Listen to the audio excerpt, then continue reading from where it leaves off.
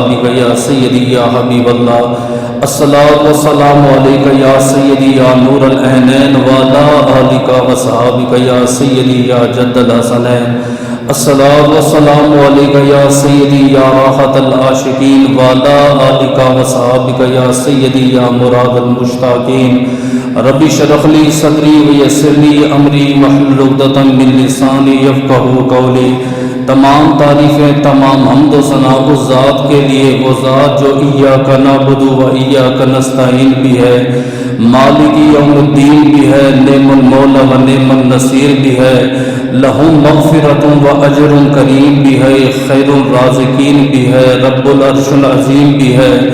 ان اللہ علی کل شیء قدیر کی حمد و ثنا کے بعد حضور سرور کونین نبی الحرمین صاحب مشرقین والمغربین حضور نور مجسم شفیع معظم تاجدار مدینہ راحت قلب و سینہ صاحب معطر پسینہ باعث نزول سکینہ قائد المرسلین و خاتم النبیین احمد مجتبی جناب محمد مصطفیٰ کے دربار کو ہر بار دربار میں ہدیتاً تحفتاً عقیدتاً محبتاً نذرانہ درود شریف پڑھنے کے بعد دعا گو ہوں کہ میرا پڑھنا اور آپ کا سننا اللہ پاک اپنے دربار لم یزل میں قبول و منظور فرمائے۔ اللہ پاک امام الانبیاء کے وسیلہ جلیلہ سے ہم تمام مسلمانوں کو اپنے گھر بیت اللہ و گنبد خضرا کا دیدار نصیب فرمائے۔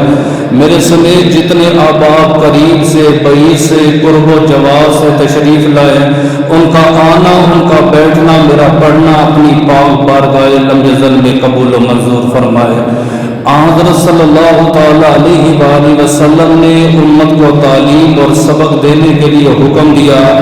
آپ نے فرمایا اے میرے امتیوں اللہ کی بارگاہ میں توبہ کرو، میں 1.25 لاکھ نبیوں کا نبی ہو کر رسولوں کا رسول ہو کر ایک دن میں 100 مرتبہ اللہ کی بارگاہ میں توبہ کرتا ہوں۔ نبی وہ ہوتا ہے جو صغیرہ کبیرہ گناہوں سے پاک ہو، نبی معصوم ہوتا ہے۔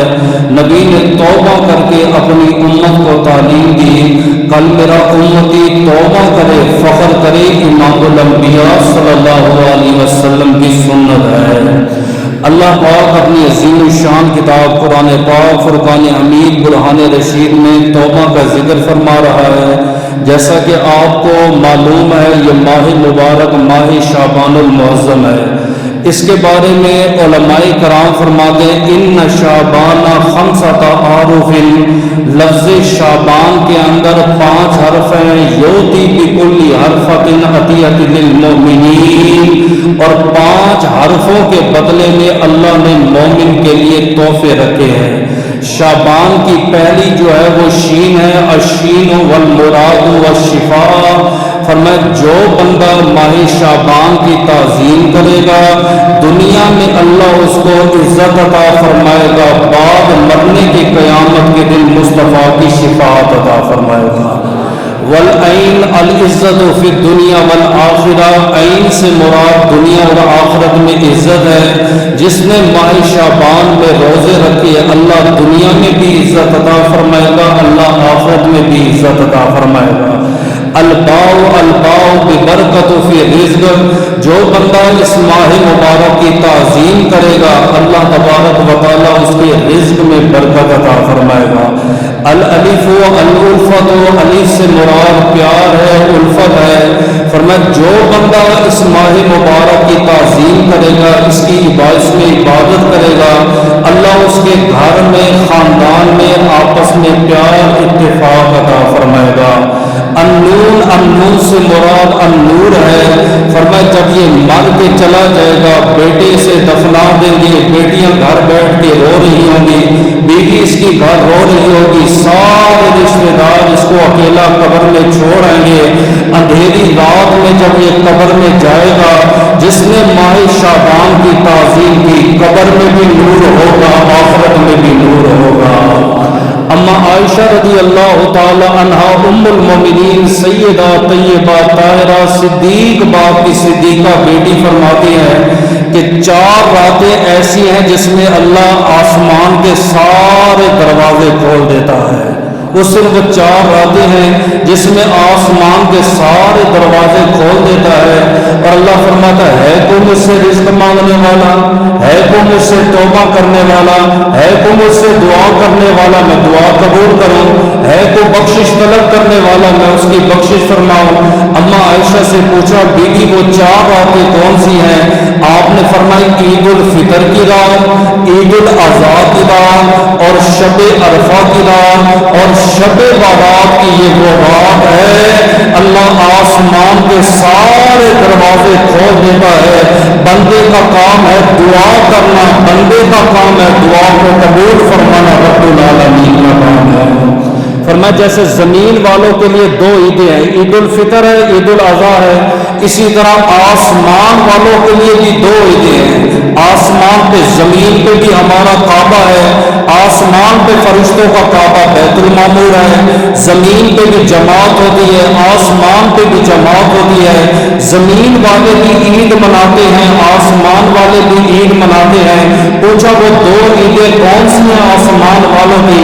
آپ نے فرمایا شب عرفہ، اور جس رات شب بارات ہوتی ہے فرشتے اس رات عید کی رات مناتے ہیں۔ ہر سال اللہ پاک مجھے اور آپ کو یہ رات عطا فرماتا ہے۔ ہمارے کچھ دوست ایسے ہیں جو مسجد میں آتے ہیں، کچھ دوست وہ ہیں جو غافل ہیں۔ کچھ لوگ ہم سے پوچھ رہے تھے کہ شب بارات کی رات کون سے نفل پڑھیں، روزہ کیسے رکھنا ہے، کون سی تسبیحات پڑھیں، کون سا ذکر اذکار کریں۔ تو آج کی ہماری گفتگو اسی موضوع پر ہوگی کہ گناہ کی کتنی قسمیں ہیں، شب بارات والی رات ہم نے کون سے اعمال کرنے ہیں۔ اس سے پہلے اللہ کی بارگاہ میں دعا گو ہوں اللہ مجھے حق اور سچ بیان کرنے کی، آپ کو سننے کی اور اس پر عمل کرنے کی توفیق عطا فرمائے۔ ہر سال اللہ پاک ہی ہمیں رات عطا فرماتا ہے۔ اب اس میں نے 3-4 طرح کے لوگ دیکھے ہیں۔ ایک وہ لوگ ہیں جن کے دل اتنے سیاہ ہو چکے ہیں، آسمان سے سورج نکل کے زمین پہ بھی آ جائے وہ ٹس سے مس نہیں ہوتی، انہیں پتہ ہی نہیں دین اسلام کا، کلمہ کا، توحید کا۔ آپ ان کے سامنے جو بھی رات کے فضائل بیان کریں، میلاد النبی ہے انہیں علم نہیں، 11ویں شریف کا ختم ہے انہیں علم نہیں، صوم و صلات کی پابندی ہے انہیں علم نہیں، قرآن کی تلاوت انہیں علم نہیں، وہ ٹس سے مس بھی نہیں ہوتے، غافل کے غافل رہ جاتے ہیں، انہیں بالکل کسی چیز کا شعور اور کسی چیز کی سمجھ ہی نہیں ہوتی۔ تو یہ رات ان کے لیے ہے ہی نہیں، یعنی کہ وہ اپنے گھروں میں رات گزارتے ہیں، انہیں پردہ بھی نہیں ہوتی۔ دوسری قسم کے وہ لوگ ہوتے ہیں جو پورا سال مسجد میں نہیں آ گئے، اب انہیں پتہ چلا ہے کہ شب بارات آ گئی ہے، مسجد میں آئیں گے، ایک کو دیکھیں گے وہ نفل پڑھ رہا ہے، یہ نفل شروع کر دیں گے، ایک کو دیکھیں گے وہ تسبیح پڑھ رہا ہے، یہ بھی تسبیح شروع کر دیں گے، دوسرے کو دیکھیں گے وہ کلمہ پڑھ رہا ہے، یہ بھی کلمے کا ذکر شروع کر دیں گے۔ یعنی انہیں یہ بھی معلوم نہیں یہ اتنی عظیم رات ہے، اس رات میں کون سی عبادت کرنی ہے، کون سی عبادت نہیں کرنی۔ اب تیسری طرح کے وہ بندے ہیں جو مسجد میں آتے ہیں، آ کے اللہ کی بارگاہ میں دعا کرتے ہیں اللہ پچھلے سال جو ہم نے صغیرہ گناہ کیے، کبیرہ گناہ کیے معاف کر دیں، مجھ سے جو چوری ہوئی ہے، مجھ سے جو گناہ ہوئے، مجھ سے جو بھی گناہ ہوئے جانے انجانے میں توبہ کرتا ہوں، مجھے معاف کر دیں۔ اب انہوں نے یہ ذہن بنا رکھا ہے کہ ہر سال آپ نے 11 مہینے آپ نے جناب گناہ کرنے ہیں، رمضان آئے گا آپ نے داڑھی تھوڑی سی بڑھا لینی ہے، ماہ رمضان میں روزے رکھ لینے ہیں، شب بارات میں اللہ سے آپ نے توبہ کر لیں گے، بس گناہ معاف ہو جائیں گے۔ پھر اگلا سال آئے گا، پھر زندگی ویسی گزرتی ہے، اسی طرح یہ فسق و فجور میں ہے، کوئی زندگی میں تبدیلی نہیں آئی، کوئی نماز روزے میں تبدیلی نہیں آئی، کوئی گھر میں تبدیلی نہیں آئی، اس کی زندگی کے سارے معاملات اسی طرح ہیں، کیونکہ اس نے ایک دماغ بنایا ہوا ہے کہ ماہ شب بارات آئے گی، رمضان المعظم آئے گا، تھوڑی سی داڑھی بنا لوں گا، اللہ کے بارگاہ میں رو لوں گا اور میرے صغیرہ بھی معاف ہو جائے گی، میرے کبیرہ بھی معاف ہو جائے گی۔ عمر بن عبدالعزیز 6 بڑے اعظم کے خلیفہ ہیں، چاند رات ہے تو ان کی بیوی ان کے پاس آئی، انہوں نے کہا امیر المومنین آپ کی شہزادیاں رو رہی ہیں۔ آپ نے فرمایا میری شہزادیاں؟ آج تو چاند رات ہے، رو کیوں رہی ہیں؟ کہ انہوں نے کہا کہ آپ کی بیٹیوں کا کہنا ہے ہمارے پاس عید پہ پہننے کے لیے لباس موجود نہیں ہے۔ 6 برے اعظم کا خلیفہ ہے، آپ اپنے صرف ایم پی اے، آپ ان کے مال اور جائیداد کو دیکھ لیں آپ کو اندازہ ہو جائے گا، اور 6 برے اعظم کا خلیفہ ہے، گھر میں چاند رات ہے، آج پہننے کے لیے بیٹیوں کے پاس لباس نہیں۔ اور آپ کی بیٹیوں کا یہ کہنا ہے ہم اپنی ذات کے لیے نہیں مانگ رہے، کل عید کا دن ہے، محلے والے آئیں گے، رشتہ دار آئیں گے، وہ کہیں گے ہم غریب باپ کی بیٹیاں ہیں، ہمارے پاس پہننے کے لیے جوڑے کے لباس ہیں، تیرا باپ تو 6 برے اعظم کا خلیفہ ہے، تیرے باپ نے تجھے جوڑا نہیں لے کے دیا۔ آپ نے فرمایا ٹھیک ہے میں کچھ کرتا ہوں۔ عمر بن عبدالعزیز اپنے منشی کے پاس گئے، آپ نے فرمایا 1 ماہ کی تنخواہ ایڈوانس ضرورت ہے، کیا مجھے مل سکتی ہے؟ آگے اس منشی نے پیغام دیا، اس نے کہا 1 شرط میں مل سکتی ہے، اگر 1 دن جینے کی ضمانت آپ دے دو، 1 ماہ کی تنخواہ ایڈوانس میں دینے کے لیے تیار ہوں۔ عمر بن عبدالعزیز خالی ہاتھ واپس آ گئے۔ آپ نے فرمایا قرآن کا فیصلہ ہے کل نفس ذائقۃ الموت، ہر نفس نے موت کا ذائقہ چکھنا ہے، زندگی کے 1 پل کا بھروسہ نہیں ہے، مجھے یہ تنخواہ نہیں چاہیے۔ تو آپ اگر یہ ذہن بنا کے بیٹھے ہیں اگلا سال آئے گا، شب برات آئے گی، میں تبھی ہی توبہ کروں گا، تبھی ہی داڑھی رکھوں گا، تبھی ہی میں روزے رکھوں گا، یہ آپ کا ذہن غلط ہے، زندگی کا کوئی اعتبار نہیں۔ جب انسان بار بار گناہ کرتا ہے، گناہ سے انسان کا دل غافل ہو جاتا ہے، اور جب انسان غافل ہو جاتا ہے وہ رب رسول سے دور ہو جاتا ہے۔ آپ دیکھتے نہیں ہیں ہر جمعۃ المبارک میں کہا جاتا ہے درود و سلام پڑھیں، آپ وقت کی پابندی کریں، آپ نماز کے بعد ذکر کریں۔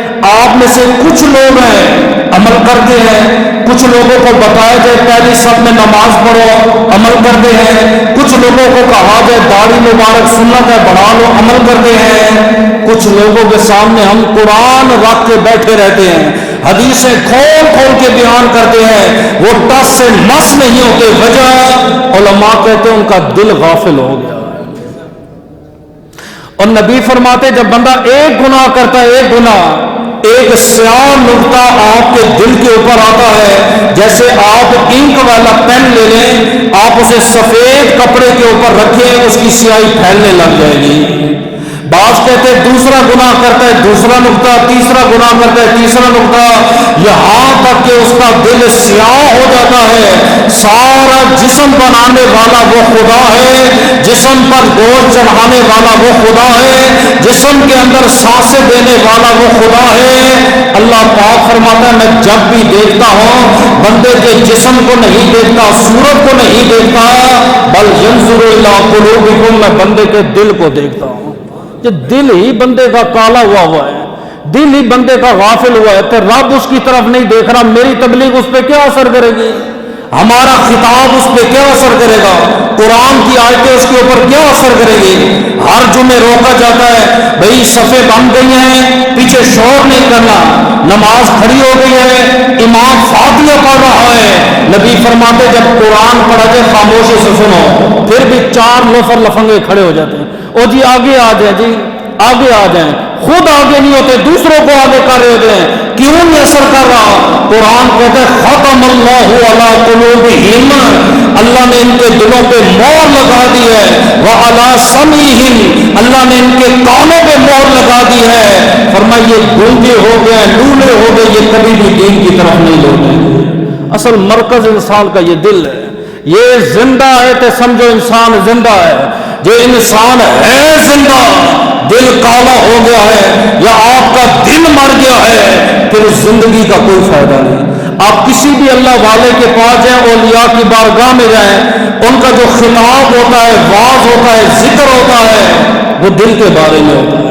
آپ کسی مرشد کامل کے ہاتھ میں بیعت کرنے میں جائیں گے، سب سے پہلے وہ آپ کا اپنا ہاتھ آپ کے دل کے اوپر اللہ اللہ کی ضربیں لگا کے صدائیں لگائے گا، کیونکہ مرکز یہ دل ہے۔ اور نبی فرماتے 4 چیزوں سے انسان کا دل مردہ ہوتا ہے۔ آپ کو پتا چل جائے نا یہ چیز میں کھاؤں گا ہارٹ اٹیک، یہ چیز میں کھاؤں گا کینسر ہو جائے گا، یہ چوہے مار گولیاں کھاؤں گا مر جاؤں گا، آپ قریب نہیں جاتے، آپ کو علم ہے بھی زندگی ہے۔ اسی طرح علماء فرماتے نبی کا فرمان ہے 4 باتوں سے انسان کا دل مردہ ہو جاتا ہے۔ آقا وہ کون سی ہیں؟ آپ نے فرمایا العقل، حد سے زیادہ کھانا، والنوم، اور 12 بجے صبح سونا۔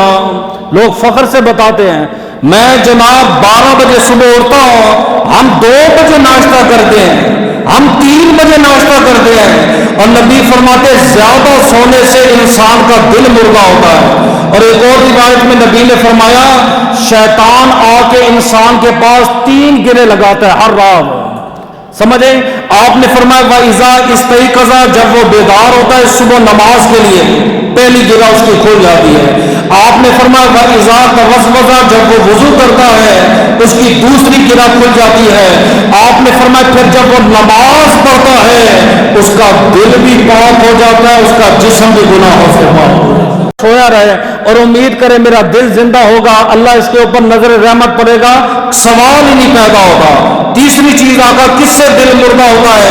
آپ نے فرمایا والکلام، زیادہ بولنے والا، زیادہ باتونی۔ آپ کسی بھی محلے والے آدمی کو پکڑیں، آپ اس کی گردن پہ ہاتھ رکھیں، آج کی رپورٹ دو جی، شروع ہو جائے گا۔ عمران خان سے شروع ہوگا، نواز شریف پہ آئے گا، صدر پہ آئے گا، پرائم منسٹر پہ آئے گا، وزیروں کی بات کرے گا، مشیروں کی بات کرے گا، مہنگائی کی بات کرے گا۔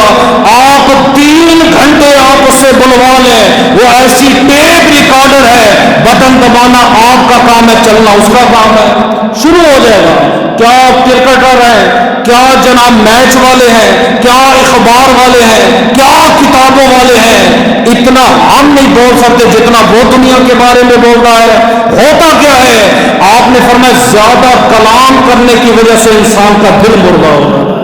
آقا چوتھی چیز آپ نے فرمایا والملاحقتی، جو لوگوں کے ساتھ زیادہ ملتا جلتا ہے، دنیا کو دکھاتا ہے نا میرے بڑے تعلقات ہیں، میرے بڑے معاملات ہیں، روز بیٹھک سجاتا ہے، روز اس کی دعوتیں ہوتی ہیں، روز اس کی میٹنگ ہوتی ہے، ہر دن کسی شور شرابے میں وہ کھڑا ہوا، لڑائی ہوگی پہلے یہ پہنچے گا، محلے میں 4 بندے جمع ہو جائیں گے، جہاں بھیڑ دیکھے گا یہ آپ کو بھیڑ میں نظر آئے گا۔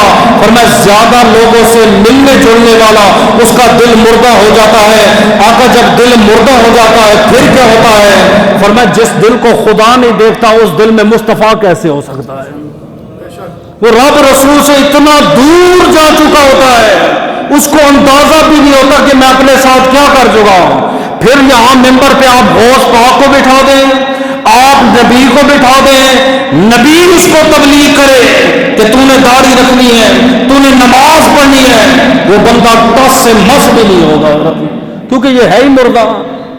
جب مردہ جسم ہے آپ کا وہ کام نہیں کرتا، اسی طرح یہ مردہ پرزہ ہے، یہ کام نہیں کرتا، چاہے وقت کا غوث بھی آ جائے اس مردہ کو زندہ نہیں کر سکتا۔ وہ آپ نے اس کو زندہ رکھنا، وہ کیسے زندہ رہے گا؟ علماء کہتے ہیں گناہ کی 3 قسمیں ہیں۔ ایک ہے گناہ صغیرہ، یہ آپ نے یاد کرنا ہے، دوسرا ہے گناہ کبیرہ، اور تیسرا ہے کفر۔ صغیرہ کسے کہتے ہیں؟ چھوٹے موٹے جو گناہ ہوتے ہیں، کسی کے بارے میں ناحق بات کہہ دینا، اس کی غیر موجودگی میں اس کے بارے میں ایسی بات کہنا جسے وہ ناپسند کرتا ہو، کسی کا نام بگاڑ دینا، کسی کی چھوٹی سی مذاق بنا دینا، علماء کہتے ہیں یہ صغیرہ ہے۔ معاف کیسے ہوں گے؟ علماء کہتے ہیں چھوٹی چھوٹی عبادتوں سے رب صغیرہ گناہ معاف کر دیتا ہے۔ مثلا ایک صحابی نبی کے دربار میں آقا میں نے عورت کو چھو لیا ہے، آپ نے فرمایا نماز کا ٹائم ہے، نماز پڑھی، فارغ ہوا، پھر نبی کے دربار میں آیا، آقا عورت کو چھو لیا ہے، کفارہ کیا ہے، توبہ کیا ہے؟ فرمایا تو نے ہمارے ساتھ نماز پڑھی ہے؟ جی آقا۔ آپ نے فرمایا نماز بندے کے صغیرہ گناہوں کو معاف فرما دیتی ہے، اور کچھ نہیں۔ آپ وضو کرتے ہیں، آپ نے آج کے بعد وضو میں یہ نیت کرنی ہے، طریقہ بھی یہ ہے، وضو کریں، اے اللہ میں نے ہاتھوں سے جو گناہ کیے میں دھو رہا ہوں، منہ پہ پانی ڈالنا ہے، چہرے سے جو گناہ کیے میں دھو رہا ہوں، کلی کرنی ہے، زبان سے جو غیبتیں کی ہیں، کرز کیا ہے اس کو دھو رہا ہوں، آپ نے پاؤں دھونے ہیں، ہر عضو کو دھوتے وقت اگر بندہ یہ نیت کر لے میں اپنے گناہوں کو دھو رہا ہوں، نبی فرماتے جب وضو سے فارغ ہوگا ایسے پاک ہو جائے گا جیسے ماں نے پیٹ سے آج جنم دیا ہو۔ یہ صغیرہ ہے، کبیرہ نہیں۔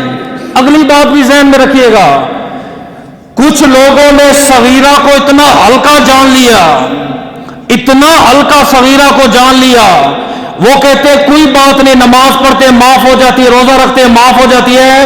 علماء کہتے نہیں، اگر صغیرہ گناہ آپ نے بار بار کیے اور صغیرہ کی آپ نے عادت بنا لی پھر وہ صغیرہ کبیرہ میں تبدیل ہو جاتے ہیں۔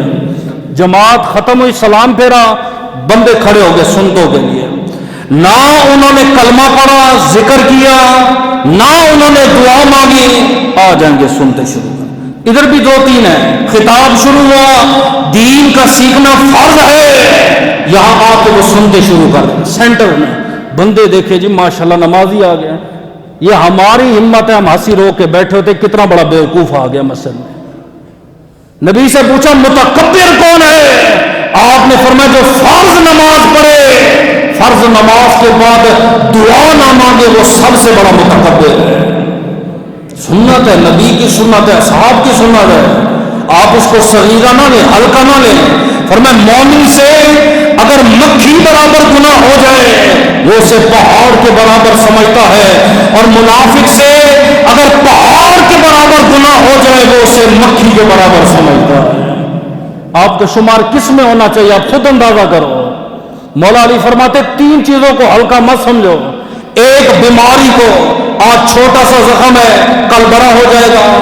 آپ نے فرمایا نیکی کو ہلکا مت سمجھو، ہو سکتا ہے وہ نیکی جنت میں لے جائے، گناہ کو ہلکا مت سمجھو، ہو سکتا ہے وہ گناہ تمہیں جہنم میں لے جائے۔ بنی اسرائیل میں دو بھائی ہیں جڑوا، ایک اوپر بیٹھ کے عبادت کرتے پورا سال اس کی عبادت میں، کیا ذکر ہے، کیا روزہ ہے، پوری رات حضرت کی قیام میں گزرتی ہے، اللہ کا ذکر ہے، اللہ کا شکر، اللہ کی عبادت ہے، اللہ اللہ ہو رہا ہے۔ نیچے اسی کا بھائی ہے وہ جناب فاسق ہے، فاجر ہے، جواری ہے، ہر قسم کا گناہ وہ کر رہا ہے۔ سال میں ایک رات آئی، دونوں کا ارادہ بدل گیا۔ اوپر والا کہتا ہے سارا سال تو میں نے رب کو منایا ہے، سارا سال تو میں نے اس کا ذکر کیا ہے، آج نیچے جا کر میں ایک گناہ کر لیتا ہوں۔ نیچے والے کے دل میں خیال آیا اور ساری رات میں نے، سارا سال میں نے اس رب کی ناشکری کی، سارا سال میں نے اس رب کی نافرمانی کی، آج اوپر جا کے بھائی کے ساتھ عبادت کر کے رب کو راضی کر لیتا ہوں۔ اب اوپر والا نیچے کو آ رہا ہے، نیچے والا اوپر کو جا رہا ہے، دونوں راستے میں ایک دوسرے سے ٹکراؤ ہوا، سیڑھیوں سے گرے، دونوں کی موت ہو گئی ہے۔ فاسق جنت میں چلا گیا اور عابد جہنم میں چلا گیا۔ اے اللہ اس نے سارا سال عبادت کی ہے، فرمایا یہ گناہ کو ہلکا سمجھ کے نیچے آ رہا تھا اس لیے میں رب نے اس کو جہنم میں ڈال دیا۔ اب مت سمجھے یہ صغیرہ ہے، اس صغیرہ میں آپ کی موت آ گئی۔ یہ پچھلے دنوں ویڈیو آئی ہے، 80 سال کا بابا زنا کرتے ہوئے ہارٹ اٹیک ہوا مر گیا، کدھر جائے گا؟ 80 سال کا عمر دیکھے، میں کہتا ہوں ٹانگے کیا پورا جسم قبر میں ہے، وہ کہاں جائے گا؟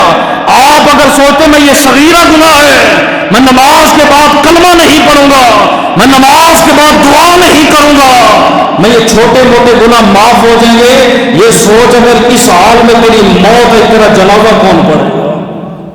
یہ ہے صغیرہ گناہ۔ اب دوسرا ہے، دوسری قسم ہے گناہ کبیرہ۔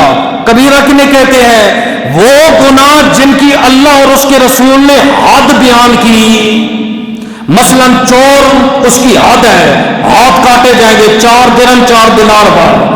زنا اس کی حد ہے، شادی شدہ کرے کوڑے مار کے پتھر مار کے سنسار کرو، غیر شادی شدہ کرے فرمایا 100 کوڑے مارو 1 سال تک جلا وطن کر دو، حد ہے۔ اسی طرح کچھ گناہ وہ ہیں جن کی حد نہیں، مثلا شراب پیے، اسلام میں بعض نے کا حد ہے بعض نے کا حد نہیں، کسی پر الزام لگایا حد نہیں. بعض کہتے جادو کرنے والا، جادو کرانے والا کبیرہ ہے، جادوگر کے پاس بھیجنے والا کبیرہ گناہ ہے، جادوگر کی صحبت میں بیٹھنے والا کبیرہ ہے، جوا کھیلنا، جوا کھلوانا، جواریوں کی مجلس میں بیٹھنا، والدین کی فرما برداری نہ کرنا، سود کھانا، سود لینا، سود لے کے دینا، سود کے اوپر گواہ بننا، یہ سارے کے سارے گناہ کبیرہ ہیں. اور عادت ذہن کیا بنا ہوا ہے، حج پہ جاؤں گا اللہ سے رو کے معافی مانگوں گا معاف ہو جائیں گے. صغیرہ میرے پاکستان میں معاف ہو جاتے ہیں، کبیرہ میں حرم پاک میں معاف کراؤں گا. علماء کہتے ہیں نا، فرمایا کبیرہ وہ گناہ ہے جب تک بندہ صدق کے دل سے توبہ نہیں کرتا، آپ 1,00,000 حج بھی ادا کریں یہ گناہ آپ کا معاف نہیں ہوگا. حرم میں کیا مکہ مدینے بھی چلے جائیں، کبیرہ کے لیے توبہ شرط ہے. اور جتنے بھی آپ نے حدیثیں سنی ہے کہ یہ عمل کرو اللہ گناہ معاف کرا دیتا ہے، یہ کام کرو کہ گناہ معاف ہو جائے گا، یہ کام کرو گناہ معاف ہو جائے گا. علماء کہتے ہیں اس سے مراد صغیرہ گناہ نہ کہ کبیرہ. کبیرہ کے لیے آپ کو توبہ کرنی پڑے گی، توبہ شرط ہے.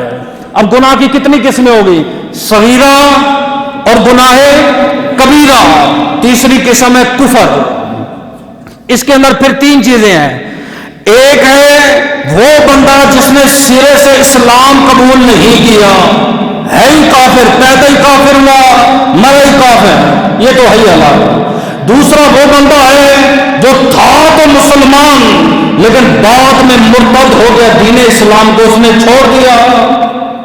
حاکم وقت پر ضروری ہے مرتد کو قید کرے، اسے سزا دے، یہاں تک کہ اسلام لانے پر اسے مجبور کرے. حضور کا ایک کاتب تھا، لکھ پڑھنے کا کام کرتا تھا، اسلام قبول کیا، اس کے بعد مرتد ہو گیا.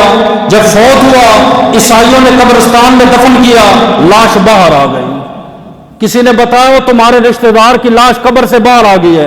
انہوں نے کہا اس نے نبی کا دامن چھوڑا ہے، اس لیے نبی کے صحابہ نے یہ کام کیا ہوگا. اگلے روز دوسری جگہ دفن کیا، پھر لاش باہر آ گئی. تیسری جگہ دفن کیا، پھر لاش باہر آ گئی. چوتھی رات انہوں نے سکوٹی بھی کی، لاش جب خود بخود باہر آ گئی، پھر سمجھ آیا، فرمایا اس نے نبی کا دین، نبی کا دامن چھوڑا ہے. اللہ نے یہ عذاب دیا ہے کہ آج زمین کی مٹی بھی اس کی لاش کو قبول نہیں کر رہی. سمجھے؟ پہلا وہ بندہ جو مسلمان نہیں ہے، دوسرا وہ جو مسلمان تھا کافر ہو گیا، تیسرا وہ جو منافق فی العقیدہ. یہ منافق کی 2 قسمیں. آپ چھوٹی چھوٹی بات پہ شعر لکھتے ہو نا، آج سٹیٹس لگائے جی رشتہ دار منافق ہیں، یار منافق ہیں، منافق اس پوسٹ سے دور رہے. میں پوچھتا منافق کس کو کہتے ہو؟ اور نبی کے زمانے بھی منافق تھے. ہم کہتے کون سے منافق؟ ہمیں تعریف تو کر کے بتا. شعر و شاعری آسان ہے. منافق کی پھر 2 قسمیں ہیں. ایک ہے منافق فی العمل، جس کا عمل منافقانہ ہو. مثلا اذا حدث کذب، جب بات کرے گا جھوٹ بولے گا، ہمیشہ جھوٹ بولے گا، منافق ہے. وَإِذَا وَعَدَ أَخْلَفَ، وعدہ کیا تھا وعدہ خلافی کی ہے، آپ نے فرمایا منافق ہے.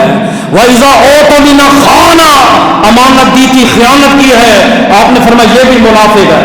اور چوتھی نشانی جب لڑے گا تو گالی گلوچ کرے گا، یہ منافق فی العمل ہے. اس کی بھی گنجائش ہے. ایک ہے منافق فی العقیدہ، ظاہراً اس نے اسلام کا روپ دھارا ہوا ہے، سر پہ ٹوپی بھی ہے، ہاتھ میں تسبیح بھی ہے، لباس سنت کے مطابق ہے، اندر سے اسلام کا ویری ہے، اسلام کا دشمن ہے، دین کا دشمن ہے. میرے نبی کے زمانے میں میرے نبی کے پیچھے نمازیں پڑھتے رہے. آج لوگ سوال کرتے ہیں اگر نبی کو علم غیب تھا تمہارے نبی کو کیسے نہیں پتا چلا؟ فلاں بندہ منافق ہے، فلاں بندہ منافق ہے. ہم کہتے سن، جب فتح مکہ ہوا اس ٹائم اسلام غالب نہ تھا، جب فتح مکہ ہوا اسلام غالب آیا، میرے نبی منبر پہ آئے، آپ نے فرمایا فلاں تو منافق ہے نکل جا میری مسجد سے، اور تو منافق ہے نکل جا میری مسجد سے، اور تو منافق ہے نکل جا میری مسجد سے. حضور نے منافقوں کو نام لے لے کے اپنے گھر سے باہر نکالا. یہ منافق فی العقیدہ ہے، اس کی کوئی توبہ نہیں، اس کی کوئی بخشش نہیں. ٹھیک ہے، سمجھ آ گئی ہے؟ گناہ صغیرہ، دوسرا ہے گناہ کبیرہ، تیسرا میں نے بیان کیا کفر. اب گناہوں کی سزا 4 طریقوں سے ملتی ہے. ہو سکتا ہے میں اور آپ بھگت رہے ہوں، آپ میری طرف دیکھ لو، میں آپ کی طرف دیکھ لیتا ہوں، ایسے برا بھی نہیں لگے گا آپ کو. وہ دیکھنا یہ ہے کہ آپ اور میں بھگت رہے ہیں کہ نہیں بھگت رہے. پہلا کیا گناہ ہے؟ جیسے ہی آپ نے گناہ کیا ویسے ہی آپ کی پکڑ ہو گئی. میں نے اکثر بندوں سے سنا ہے، یار میں گناہ کرتا ہوں فوراً پکڑ ہو جاتی ہے، میں نے اس کو دھوکہ دیا مجھے دھوکہ مل گیا، میں نے الزام لگایا میرے اوپر الزام لگایا. میں کہتا ہوں وہ بندہ خوش قسمت ہے، وارے میں ہے کہ اللہ کی نظر میں یہ بندہ ہے جیسے گناہ کرتا ہے ویسے پکڑا جاتا ہے. ہمارے پاس شکایتیں لے کے آتے نا والدین، او جی استاد نے یوں کر دیا، ٹیچر نے یوں کر دیا. جب ہم اس بچے سے نظریں ہٹا لیتے ہیں پھر ہم اسے ڈھیل دے دیتے ہیں، ہم اسے بالکل کھلا چھوڑ دیتے ہیں. لیکن جس بچے پہ ہمارا فوکس ہوتا ہے فوراً گرفت کرتے ہیں، فوراً سزا دیتے ہیں، فوراً اس کی صلاح کرتے ہیں. فرمایا اللہ کا معاملہ بھی بندوں کے ساتھ کچھ اس طرح ہے. ایک ہے فوراً گناہ کیا اسی ٹائم سزا مل گئی، یہ سودا وارے میں ہے. امام اعظم ابو حنیفہ فقہ حنفی کے سب سے بڑے امام ہیں، سب سے بڑے امام. ہم نے تو کبھی صغیرہ گناہ بھی ان کا نہیں پڑا. رات کے ٹائم نا اپنی داڑھی سفید داڑھی پکڑ کے مسجد میں آ جاتے. مرید کہتے ہیں میں گیا، میں نے کہا دیکھو تو صحیح یہ مسجد میں رات کو کیا کرتے، یہ داڑھی سفید پکڑ کے کہتے کیا، اے اللہ کائنات کا گناہگار تیرے دربار میں آ گیا ہے، آج جتنی سزا دینی ہے ابھی دے دے، کل زہرا کے بابا کے سامنے شرمندہ نہ کرنا. آج تیرے میرے عیب چھپے ہوئے ہیں، بیٹی کو معلوم نہیں بابا کیا گناہ کرتا ہے، بیوی کو معلوم نہیں خاوند کیا گناہ کرتا ہے. قیامت کے دن تو پڑا جائے گا، ہاں بھائی فلاں بن فلاں بیٹیاں آ جاؤ اور بیٹے آ جاؤ، تیرے بابا نے یہ گناہ کیا تھا. فرمایا اس دن شرمشاری ہوگی، اے اللہ آج جو سزا دینی ہے آج سزا دے دے، کل قیامت کے دن شرمندہ نہ کرنا. اور ایک بزرگ کا قول ہے، وہ کہتے ہیں جب میں رب کی نافرمانی کرتا ہوں میرے غلام تے میرے جانور بھی نافرمان ہو جاتے ہیں. تو پہلا گناہ وہ جیسے گناہ کیا ویسی آپ کو سزا. میرے ساتھ تھوڑا تھوڑا پڑھتے جاؤ، یہ جمعہ نہیں یہ سبق ہے. جیسا گناہ ویسی سزا مل گئی. دوسری کے ساتھ گناہ بندہ کرتا ہے لیکن سزا میں تاخیر ہو جاتی ہے، بڑا خوش ہو جاتا ہے، ڈھیل ملتی ہے نا، بڑا خوش ہو جاتا ہے. اے میں نے فلاں گناہ کیا کوئی سزا نہیں ملی، میں نے غیبت کی کوئی سزا نہیں ملی. اے مولوی ایسے ممبروں پہ چیختے رہتے ہیں، میں نے یہ کام کیا کوئی گناہ نہیں ملا. علماء کہتے بعض دفعہ گناہ جوانی کے ہوتے ہیں لیکن سزائیں بڑھاپے میں ملتی ہیں.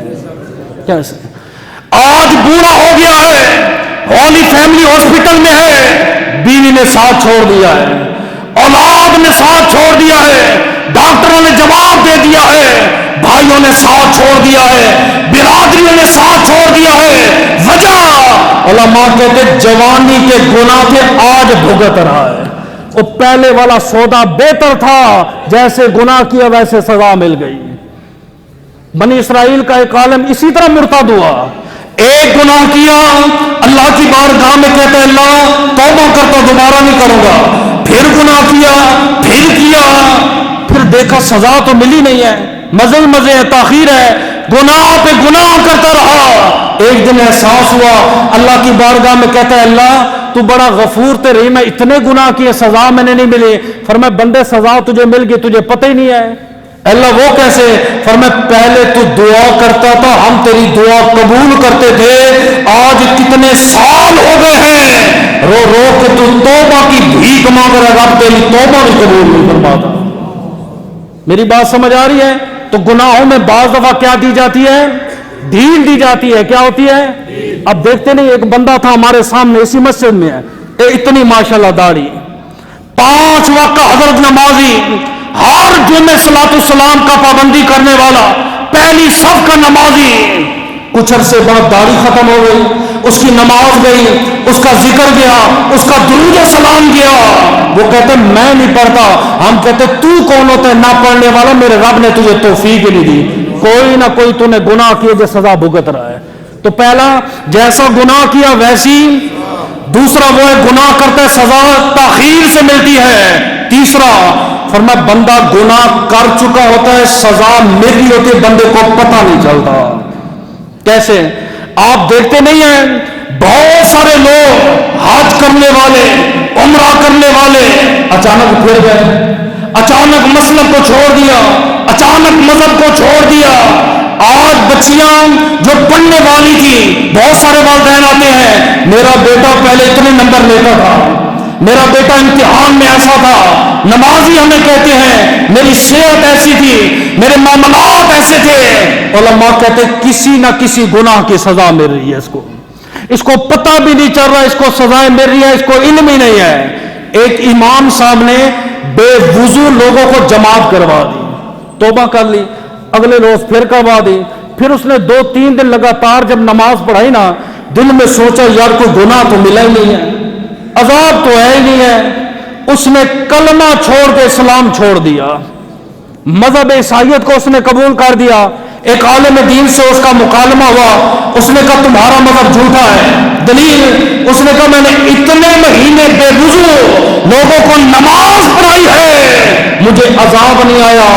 اس نے کہا اس سے بڑا کیا عذاب ہوگا کہ تو نبی کی امت سے باہر نکل گیا، اسلام کا پٹا ہی اللہ نے تیری گردن سے اتار دیا ہے، اس سے بڑا بھی تجھے کوئی گناہ چاہیے؟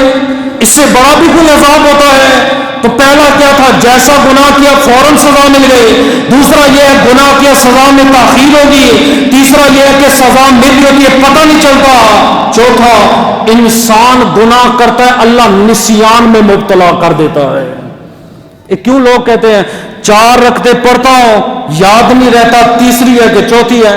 ایک ہے زیادہ بڑھاپا آ جانا اس میں ہوتا ہے، یہ جوان ہے، 30 سال عمر ہے، 25 سال عمر ہے، بلڈ پریشر اس کو ہے، شوگر اس کو ہے، ٹانگوں سے یہ فارغ ہو گیا ہے، 10 کلو وزن یہ نہیں اٹھا سکتا، یہ سزا نہیں تو اور کیا ہے؟ رکعتوں کو بھول جاتا ہے، تلاوت کو بھول جاتا ہے، قرآن کو بھول جاتا ہے، یہ گناہوں کی سزا ہے۔ علماء کہتے ہیں حضرت بقی رضی اللہ تعالیٰ عنہ بہت بڑے امام گزرے ہیں، قوت حافظہ بڑا کمال تھا، ایک بندے نے خطاب کیا 1 گھنٹہ حضرت نے دوبارہ بیان کر دیا، لکھنے کی ضرورت ہی نہیں ہے، کتاب سامنے ہوتی، ایک دفعہ دیکھتے پڑھ کے سنا دیتے، 100 سال پرانی بات بھی پوچھو حضرت بتا دیتے، حضرت کون سا کشتہ کھاتے ہیں، کون سے بادام کھاتے ہیں، اتنا قوت حافظہ۔ آپ نے فرمایا اس کا ایک ہی کشتہ ہے، کیا؟ فرمایا گناہ کبیرہ سے بچتا ہوں، گناہ صغیرہ سے بچتا ہوں، ہر ٹائم میں اپنے رب کا شکر ادا کرتا رہتا ہوں۔ فرمایا جو بار بار بچے گناہوں میں مبتلا ہو جاتے ہیں اللہ انہیں نسیان کی بیماری میں مبتلا کر دیتا ہے، اگرچہ وہ نمازی کی صورت میں ہو یا اگرچہ وہ شاگرد کی شکل میں ہو۔ اب اس کا حل کیا ہے؟ فرمایا جو بندہ نسیان میں مبتلا ہے، کاغذ پہ لکھے محمد صلی اللہ علیہ وسلم پیارا سا، اور پانی میں ڈالے، 40 روز تک بچہ یا بچی پیتی رہے، اللہ اسلام کے صدقے مریض کو شفا عطا فرمائے گا۔ اب شب بارات آ رہی ہے، آپ نے گناہوں سے کیسے بچنا ہے؟ بن ادم کے پاس ایک جوان آیا، اس نے کہا حضرت گناہ کرتا ہوں، شرمندہ بھی ہوتا ہوں، گناہ چھوڑنا چاہتا ہوں، کوئی عمل بتا دیں۔ آپ نے فرمایا میرے پاس بیٹھ جا۔ پہلا عمل آپ نے فرمایا جب گناہ کرنے کا ارادہ ہو اس کا رزق کھانا چھوڑ دے۔ اس نے کہا حضرت یہ کیسے ممکن ہو سکتا ہے؟ فرمایا یہ کیسے ممکن ہے، کھاتے بھی اس رب کا رزق ہو، نافرمانی بھی اس کی کرتے ہو۔ پہلا عمل کیا بتایا؟ فرمایا کہ اگر گناہ کا ارادہ بنے رزق کھانا چھوڑ دو۔ بستانی آ رہے تھے نا گلی میں، کتا دیوار کے ساتھ آ رہا تھا، گیلا کتا، اب دیوار کے ساتھ ٹیک لگ کے کھڑے ہو گئے۔ باجد بستانی نے کہا میں نے سبق سیکھنا ہے، سکھا۔ 3 سوال ہیں۔ پہلا سوال فقیر پہ کیوں بھونکتا ہے، رات کی تنہائی میں کیوں بھونکتا ہے، تو گلی کی دیوار میں پیشاب کیوں کرتا ہے؟